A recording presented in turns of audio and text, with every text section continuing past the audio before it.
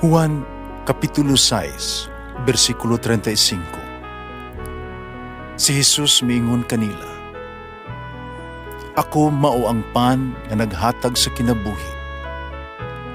Ang muari kanako dili nagayod gutomon, ug ang mutuo kanako dili nagayod uhawon." Ang mga puno Pan sa kinabuhi.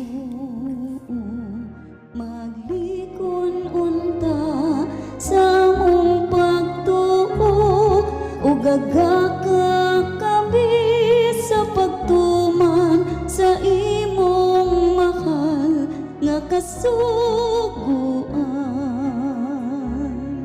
Ang Ginoo manaakan ninyo. Santos nga Ebanghelyo sumala ni San Juan. Sa Jesus miingon siya mga tinunan, "Sultihan ko kamo, ang usa ka lugas trigo, mugabilin nga usa ra gayud ka lugas. Gas kung kini ipugas sa yuta ug mamatay. Kung kining mamatay, mamunga kinig daghan. Ang magmahal siyang kagulingong kinabuhi, mawad-an hinuon ni ini. Pandili mahinugon sa iyang kinabuhi ning kalibutana, magapatunay ni ini alang sa kinabuhing dayon. Ang buot mag-alagad kanako, kinahanglan magsunod kanako, aron kun hain ako, ato usab ang akong sulugoon.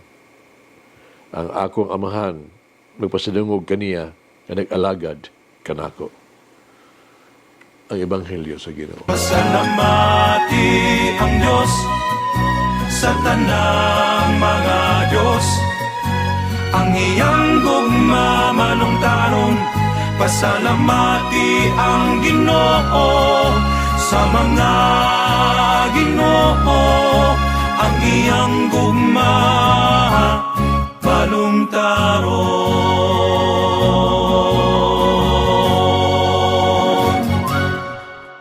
Gisgutan ni Jesus Ebanghelyo karong adlaw ang usa ka analogy sa iyang kinabuhi. Ang paghulagway sa trigo nga nahulog sa yuta, mamatay, mamunga, ug daghan, mao ang labing maayong paghulagway sa iyang kinabuhi dinhi sa yuta. Sa pagtugyan sa iyang kinabuhi sa krus, si Jesus naghatag kanato siyang kinabuhi nga dayon. Sa pag-ula sa iyang kaugalingong kinabuhi alang sa tuang kaluwasan gikan sa sala ug kang Satanas, naangko nato ang kinabuhing dayon. Des maghatag karon kita makadawat. Samtang anaa pa siya sa public life, public ministry, si Jesus limitado sa pagsangyaw o paghimog mga milagro. Uban siyang kasakit, kamatayon o pagkabanhaw na si Jesus naghari na sa tuong kamot sa amahan. Ipadala ni Jesus ang balang Espiritu aron ipadayon ang iyang buluhaton dinhi sa yuta. Ang balang Espiritu nagbalaan kanato, naghimo kanato nga mas masabtan ang mga buhat o mga pulong ni Jesus. Ug si Jesus nagpabilin uban kanato hangtod sa katapusan sa kalibutan. Gikan sa kasinatian, nabiluan nato nga sa dili pamuturok ang usa ka liso. Nga mao nga ang liso kinahanglan usab moagi og dakong kausaban. Ang liso kinahanglan ilubog ilalom sa yuta, bubuan sa tubig, no? Pagtamtamon sa kainit sa adlaw, patambukon sumala sa patambukon sa abuno, ug unya magsalig sa pag-atiman, sa pagtagad sa magpupugas ti ini. Ni lamang mga spirituha nga ang liso mutubo o mumunga o kana tinuod usab sa to ang kaguliyong kinabuhi. Aron kita mutubo o mumunga, kinahanglan andam kita alang paghawas sa kagalingon. Kinahanglan kita sa pag-antos. Kinahanglan natong dawaton nga to ang pagkamatay sa kagalingon. O labaw pa, kinahanglan natong kitang magsalig sa pag-atiman o paggiyan ni Jesus atong balaang magpupugas. Karon dawato nato kung ato ang ilubong ato ang garbo ug personal nga ambisyon, na kita makabangon o baka matuod sa Dios. O diha kita mamatay sa tuang personal nga karuhay o kahakog ng mga tinguha, kita mahimong tinuod o matinamanong mga alagad sa Dios. Diha lamang nga kita andos pagtugyan sa itong personal ng mga kaptangan o kabantog nga kita magapamunga ug dagha mga bunga alang sa Dios. At ang mga tanong karon atong kaugalingon. Unsa ang andam natong itugyan alang sa Dios? Sa unsa nga bahin nga kita kinahanglan mamatay sa atong kaugalingon? Tugilanon kini sa kinabuhi ni San Lorenzo, kasang piyesta atong isaulog karon, no? Usa ka martir, namatay siya tungod sa pagtuo. Sa panahon nga nagmando si Emperador Valerian atong year 258, iyahang gisinisiyahan ang tanang Kristiyanon, gibuko niya mga Kristiyanos pagmatay niya, o ilang ilog ang ilang mga kabtangan. Ang Santo Papa ni adto maong panahon na si Sixtus II, uban sa iyang upat ka diakono, nahimo sa mga martir, iyang gipatay. Apan wala maapil si Lawrence. Gani naguol siya. Ang Papa mi pasalig kaniya, Santo Papa mi pasalig kaniya, ningon ayaw paghilak anak, kay tulo ka adlaw mo sunod ka kanamo. Si Lawrence nagpadayon sa iyahang katungdanan isip tigbantay sa kabtangan sa panalapi sa simbahan. Ang magdumala sa Roma, mga tao nibuntog sa Roma, naguna sa dakong kaayong bahandi sa simbahan. Busa ilang gisugo si Lawrence nga itugyan kanina ang tanan. Si Lawrence nihangyo og panahon sa pagtigom sa bahandi sa simbahan. Kitagan siyang tulo ka adlaw.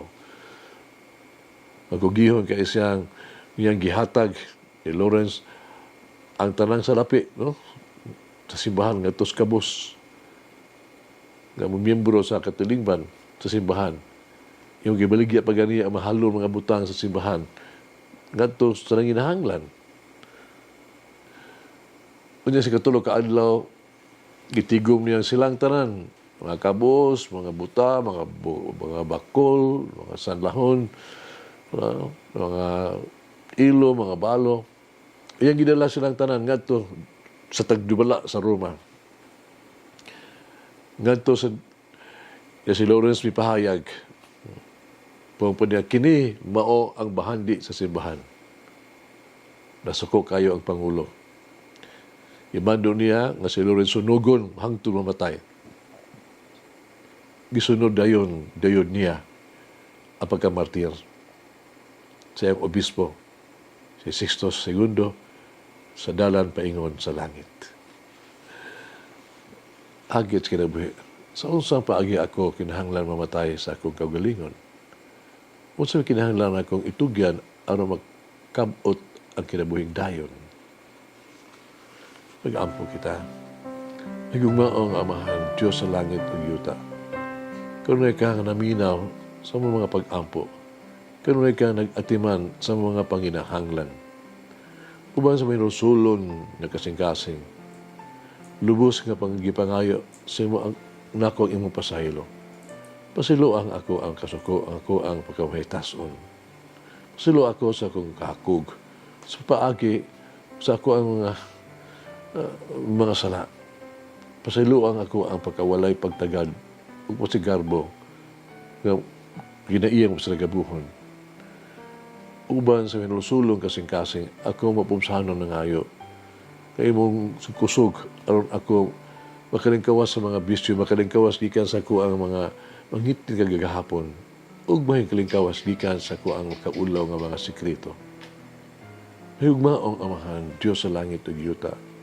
Buhata ka na ko ang usa ka putli nga espiritu. Baguha ang ako ang kinabuhi. Ug ihatag ka na ko kanunay ang iyong pasaylo ug imong grasya. Amen.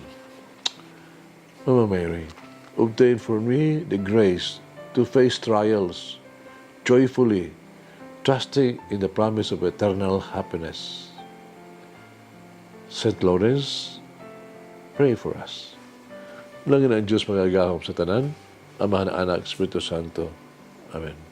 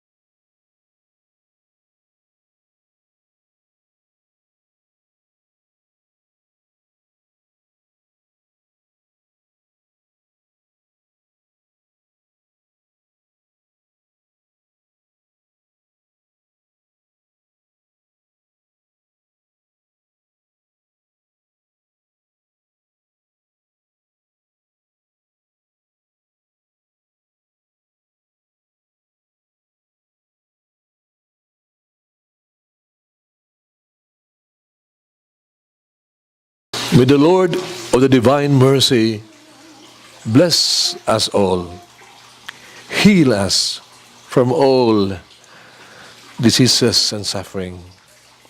Ayun unta niya kita, tanang mga sakit na sa lawas